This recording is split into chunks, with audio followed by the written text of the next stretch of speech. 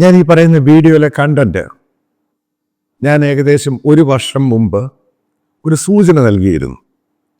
അതായത് ഇന്ത്യയുടെ role middle east ഏഷ്യയിൽ, അതായത് ഇന്ത്യ പട്ടാളത്തിൻ്റെ റോള് മിഡിൽ ഈസ്റ്റ് ഏഷ്യയിൽ അമേരിക്കയുടെ റോള് പോലെ ആകാൻ പോവുകയാണ്. അപ്പം അതുമായിട്ട് ബന്ധപ്പെട്ട ചില കാര്യങ്ങളാണ് ചില ഭാഗങ്ങളിൽ റിപ്പോർട്ടുകൾ ചെയ്യുന്നത്. ഒന്നാമത്, ഇതിന് നേരത്തെ കുറച്ച് ഡിസ്കഷൻ നടന്നിരുന്നു. അതിൻ്റെ ഭാഗമായിട്ട് നേരത്തെ ഇന്ത്യൻ ആർമിയുടെ ചീഫ് സൗദിയിൽ പോയിരുന്നു, അദ്ദേഹം ദുബായിൽ പോയിരുന്നു, അബുദാബിയിൽ പോയിരുന്നു. ഏറ്റവും ലേറ്റസ്റ്റ് ഡെവലപ്മെൻറ്റ് എന്ന് പറയുന്നത് ട്രംപ് അഡ്മിനിസ്ട്രേഷൻ കയറിയ ശേഷം അതുമായിട്ട് ബന്ധപ്പെട്ട ഡിസ്കഷൻ വളരെ കാര്യമായിട്ടാണ് പുരോഗമിക്കുന്നത്. അതായത് നിങ്ങൾക്കറിയാം, സൗദിയിൽ അമേരിക്കൻ ബേസ് ഉണ്ട്, UAE ഫ്രാൻസിൻ്റെ ബേസ് ഉണ്ട് ഔദ്യോഗികമായിട്ട്. ഈ 2 ബേസുകളിലും, അതായത് ഈ 2 രാജ്യങ്ങളും അമേരിക്കയോട് ആവശ്യപ്പെട്ടിട്ടുണ്ട്, അവരുടെ പട്ടാളത്തിൻ്റെ കേപ്പബിലിറ്റി വളരെ മോശമാണ്. എൻ്റെ കാരണം അവർ പറയുന്നത്, ഈ യമനിൽ പോയി ഹൂത്തികളുമായിട്ട്, അതൊരു പ്രൊഫഷണൽ മിലിഷ്യ ഓർഗനൈസേഷൻ മാത്രം, ഒരു പ്രൊഫഷണൽ രാജ്യമൊന്നുമല്ല. അതായത് ഇറാൻ്റെ സപ്പോർട്ടോടു കൂടി പ്രവർത്തിക്കുന്ന ഒരു മിലിഷ്യ ടെറർ ഓർഗനൈസേഷൻ. അപ്പം അവിടെ ഈ 2 രാജ്യങ്ങളിലെ സൈന്യം പോയി കഴിഞ്ഞപ്പോൾ വലിയ രീതിയിലുള്ള പരാജയമാണ് ഉണ്ടായത്. അതേപോലെ തന്നെ ഹൂത്തികൾ സൗദി അറേബ്യയിലെ ഓയിൽ ഇൻസ്റ്റലേഷന്, ഓയിൽ ഫെസിലിറ്റീസിലും കയറി അറ്റാക്ക് ചെയ്ത് അവരുടെ ഈ ഇറാനിയൻ റഷ്യൻ മിസൈൽ ഉപയോഗിച്ച്. അപ്പോൾ അമേരിക്കൻ ബേസിന് അത് വളരെ ദൂരെയാണ്. അപ്പം അപ്പം വേറെ സൈന്യബലം, അമേരിക്കൻ സൈന്യത്തിൻ്റെ ബലം കൂട്ടണമെന്നും, അതായത് കൂടുതലായിട്ട് അമേരിക്കൻ ഇൻവോൾവ്മെൻറ്റ് വേണമെന്ന് ഈ 2 രാജ്യങ്ങൾക്കും. കാരണം അവർക്ക് ഭയങ്കര പ്രഷറായി. കാരണം അവരുടെ സാമ്പത്തിക രീതിയിലുള്ള അവരുടെ ഈ ഓയിൽ ഫെസിലിറ്റീസിനെ ആക്രമിച്ചു കഴിഞ്ഞാൽ അവർ ആ രാജ്യത്തിൻ്റെ സാമ്പത്തിക പ്രശ്നം ഉണ്ടാകും, ആ രാജ്യത്തിന് വലിയ ക്രൈസിസ് ഉണ്ടാകും. പിന്നെ പല രാജ്യങ്ങളും ആ റൂട്ടിൽ വന്ന് ഓയിൽ വാങ്ങാനുള്ള ബുദ്ധിമുട്ടുണ്ടാകും. കാരണം ഓയിലാണ് മെയിൻ എക്കോണമി. അപ്പോൾ അതിന് എങ്ങനെയാണ് സെക്യൂരിറ്റി കൊടുക്കുന്നത്? അപ്പോൾ അതുമായിട്ട് ബന്ധപ്പെട്ട ചില ചർച്ചകൾ അമേരിക്കയിൽ പ്രധാനമന്ത്രി മോദിയുമായിട്ടും ഇതിൻ്റെ ഡിസ്കഷൻ ഉണ്ടായി. അപ്പോൾ ഇനിഷ്യൽ റിപ്പോർട്ട് വരുന്നത്, ഇപ്പം സൗദിയിലുള്ള അമേരിക്കൻ ബേസ്, അപ്പോൾ ആദ്യം ബേസ് ഉണ്ട്, അതേപോലെ ഫ്രാൻസിൻ്റെ ബേസ് ഉണ്ട് UAE അബുദാബിയിൽ. ഇപ്പം UAE ആദ്യം ഇന്ത്യൻ സൈന്യം, അതായത് 2-3 സ്ക്വാഡ്രൺ എയർഫോഴ്സും, അതേപോലെ തന്നെ 2000 മുതൽ 3000 വരെ ഇൻഫൻട്രി, അതായത് പട്ടാളക്കാരും ഇന്ത്യൻ ബേസ് ഉണ്ടാക്കാൻ പോവുക. അപ്പം അമേരിക്ക അതിനുള്ള ടെക്നിക്കൽ സഹായങ്ങളും സംഭവങ്ങളെല്ലാം കൊടുക്കും. നിങ്ങൾ ഈ പറയുന്ന പോലെ ഫ്രാൻസിന് ഇതൊന്നും ചെയ്യാൻ പറ്റത്തൊന്നുമില്ല. അപ്പം അമേരിക്കൻ ട്രംപിൻ്റെ താല്പര്യം ഇന്ത്യയെ അവിടെ ഒരു പോലീസ്, മിഡിൽ ഈസ്റ്റ് പോലീസാക്കി എടുക്കുക എന്നുള്ളതാണ്. കാരണം ആ രാജ്യത്തിൻ്റെ സെക്യൂരിറ്റി കൊടുക്കുക. അതായത് സുഡാപ്പികൾ പറയുന്നത് ഇന്ത്യൻ സൈന്യം ഭയങ്കര ശക്തമാണ്. അപ്പം അമേരിക്കയായിട്ട് ടെക്നിക്കൽ സപ്പോർട്ട് ചെയ്യും. അതിൻ്റെ പൂർണ്ണമായിട്ട് ഫണ്ട് ഈ 2 രാജ്യങ്ങളും ചെയ്യും.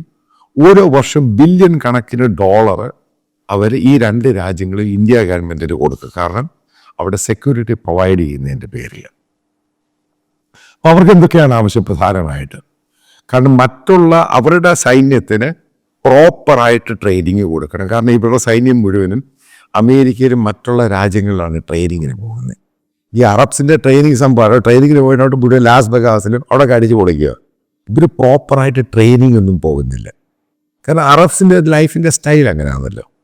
അപ്പം അത് കഴിഞ്ഞ് ഇവിടെ കൊന്ന് വെപ്പൺസും ഈ സാധനമൊന്നും യൂസ് ചെയ്യാൻ പറ്റുന്നില്ല. പിന്നെ അതിനകത്ത് ഈ കാരണം രാജഭരണവും സംഭവമൊക്കെ ആയതുകൊണ്ട് ഒരു പ്രൊഫഷണൽ ആർമിയാക്കാൻ ഈ 2 രാജ്യങ്ങൾക്ക് കഴിഞ്ഞിട്ടുമില്ല. കാരണം അമേരിക്ക അവിടെ വന്നവരെ ട്രെയിൻ ചെയ്തൊന്നുമില്ല.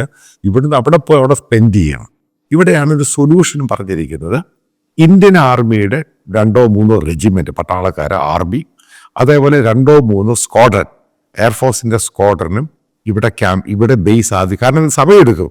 കാരണം ഇപ്പം സൗദിയിലെ ബേസ് എടുക്കുവാണെങ്കിൽ, അമേരിക്കൻ ബേസ് ഗ്രാജുവലായിട്ട് ഈ പ്രോസസ്സ് നടക്കുന്നത്, എടുക്കുവാണെങ്കിൽ മിനിമം 1-2 വർഷം എടുക്കും. കാരണം അമേരിക്കൻ എക്യുപ്മെൻറ്റ്സ് ഈ പറയുന്ന ഇന്ത്യൻ ആർമിയിലുള്ള എയർഫോഴ്സിലുള്ളത് ഉപയോഗിച്ച് പഠിക്കാം. അപ്പം അതിന് പ്രത്യേക ട്രെയിനിങ് കൊടുത്ത ശേഷം മാത്രമാണ് മുഴുവനായിട്ട് ബേസ് ടേക്ക് ഓവർ ചെയ്യുന്നത്. അല്ലെങ്കിൽ അമേരിക്കനടുത്ത് മറ്റൊരു ബേസ് ഈ പറയുന്ന ഓയിൽ ഫെസിലിറ്റീസുമായിട്ട് ബന്ധപ്പെട്ട സ്ഥലത്ത് ഇന്ത്യൻ ബേസ് ഉണ്ടാകും. അതേപോലെ തന്നെ അബുദാബിയിൽ ബേസ് അത്യാവശ്യമാണെന്ന് അവിടുത്തെ ഭരണാധികാരി ഓൾറെഡി പറഞ്ഞു കഴിഞ്ഞു, കാരണം സെക്യൂരിറ്റി ഇഷ്യൂസ്.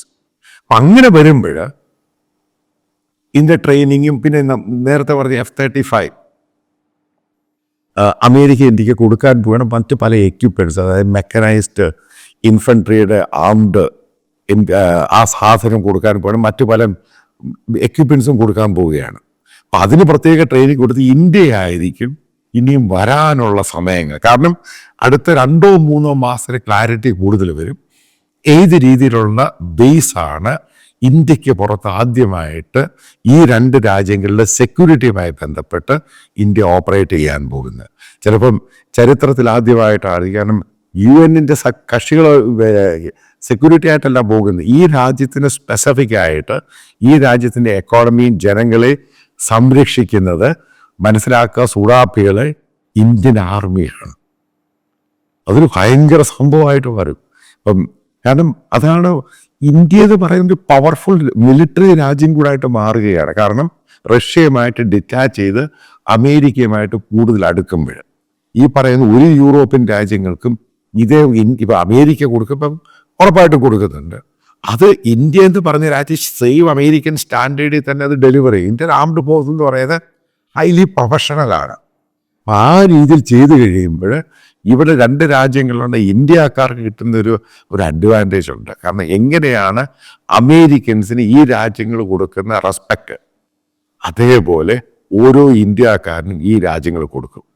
അതിനുശേഷം ഒരു ഇന്ത്യക്കാരനെ കുറ്റവാളിയായിട്ട് പിടിച്ചു കഴിഞ്ഞാൽ ഒരു കാരണവശാലും ആ രാജ്യത്തിൻ്റെ നിയമം അനുസരിച്ച് ശിക്ഷിക്കില്ല. നിങ്ങൾ ശ്രദ്ധിച്ചോളാം, അമേരിക്കാനെ ശിക്ഷിക്കത്തില്ല. ആ കുറ്റവാളിയെ പിടിച്ചു കഴിഞ്ഞാൽ അയാളെ പെട്ടെന്ന് പാക്ക് ചെയ്ത് ആ രാജ്യത്തോട്ട് അങ്ങ് പറഞ്ഞു വിടുകയാണ്.